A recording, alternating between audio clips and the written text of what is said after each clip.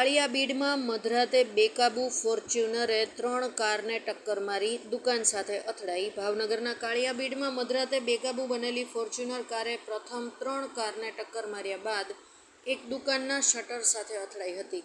બનાવના પગલે આ વિસ્તારના રહીશો ભયના માર્યા બહાર દોડી આવ્યા હતા. તેવામાં અન્ય કાર આવતા તેમાં બેસીને ફોર્ચ્યુનર કાર ચાલક ફરાર થઈ ગયો હોવાનું નિહાળ્યું હતું. વધુમાં આ કાર ચાલક ભાજપના એક નગરસેવકનો પુત્ર હોવાનું પણ કહેવાઈ રહ્યું છે. જોકે આ મામલે સત્તાવાર પોલીસ ફરિયાદ નોંધાવાઈ નથી. બનાવના પગલે રાત્રે પોલીસની PCR વાન પણ સ્થળ પર પહોંચી હતી તેમ જાણવા મળ્યું છે. રિપોર્ટર હર્ષ રાવલ, ભાવનગર.